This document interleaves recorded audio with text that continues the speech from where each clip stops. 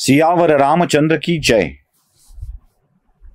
अयोध्येला परतलेल्या सगळ्या भावंडांच्या लग्नानंतरच्या आनंदात सगळी अयोध्या नगरी सजलेली आहे.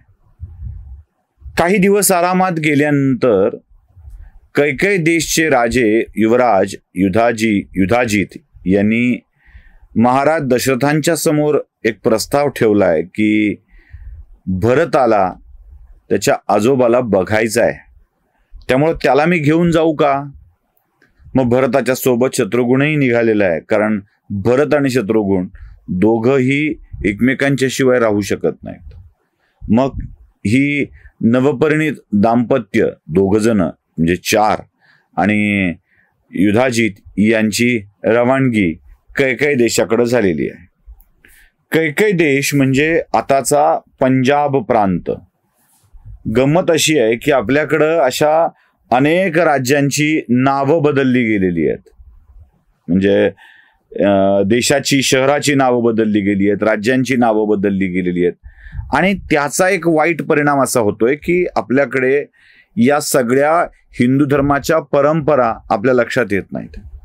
गंमत बघा, इतर धर्मग्रंथांमध्ये जी नावं आहेत, ज्या ज्या शहरांची नावं आहेत ती तशीच आहेत.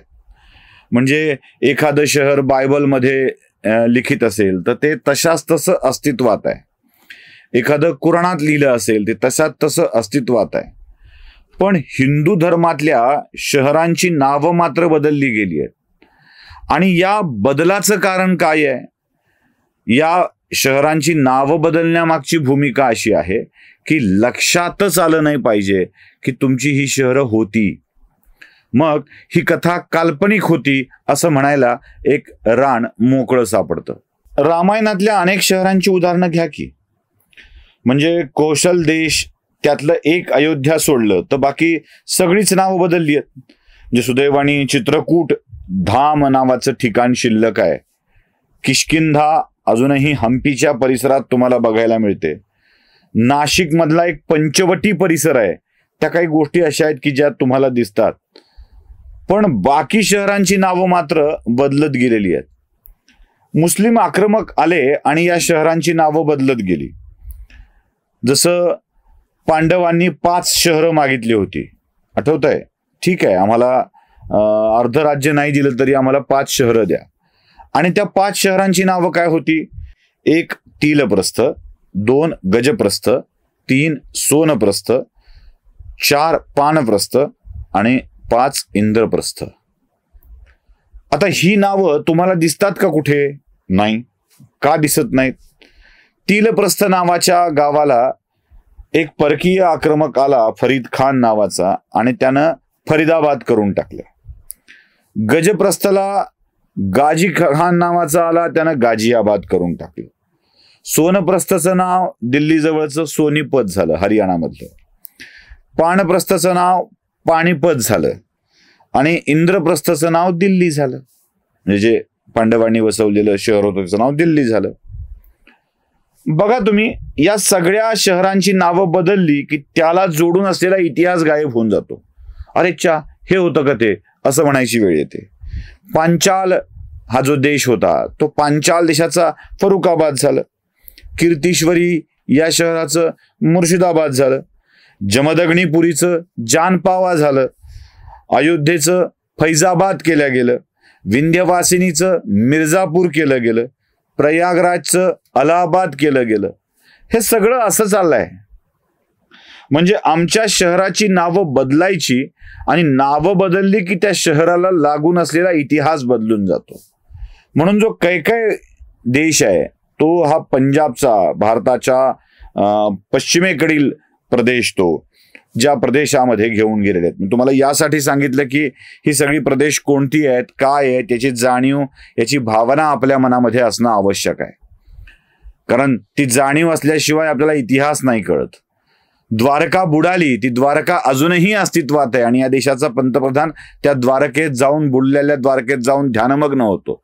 ध्यानमग्न होण्यावर हे आक्षेप व्यक्त करतात, कारण देशाचा पंतप्रधान ध्यानमग्न झालाय, ते ठिकाण कोणतं याविषयीची चर्चा होऊ लागते. मग रामसेतू काल्पनिक आहे असं म्हटलं जाऊ लागतं. हे होऊ नये यासाठी मी तुम्हाला हा सगळा प्रपंच करून सांगतोय.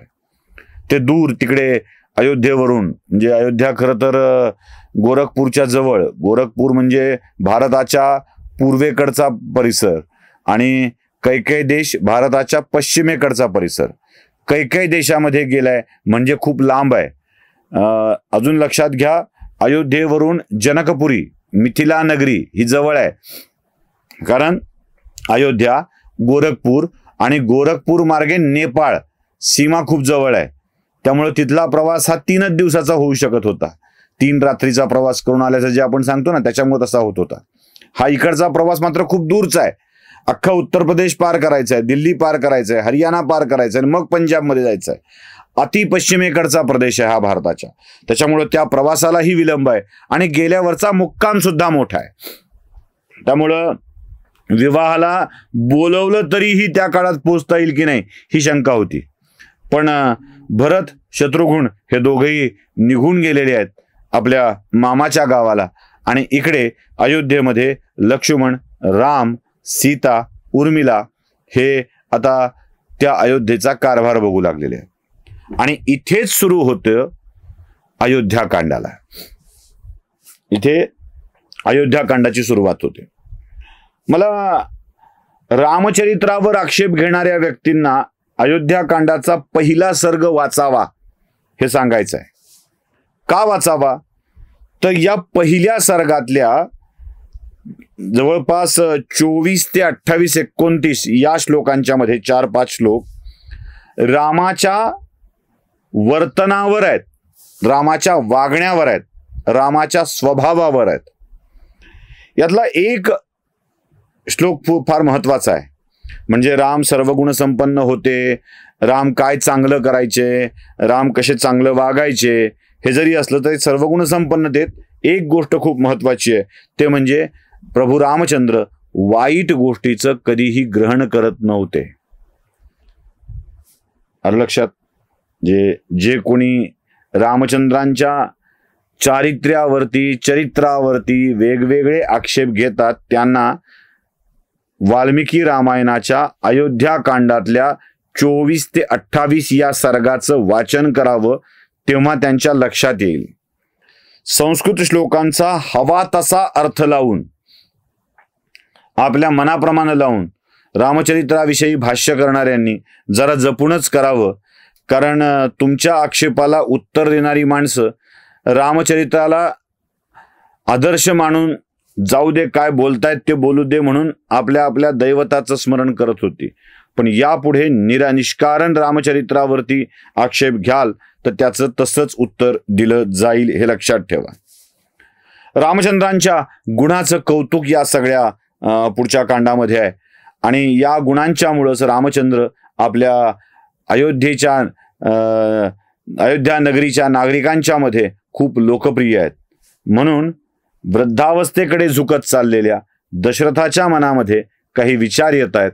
काय आहेत ते विचार आणि कसं आहे रामचंद्राचं वागणं ते बघूया पुढच्या भागामध्ये.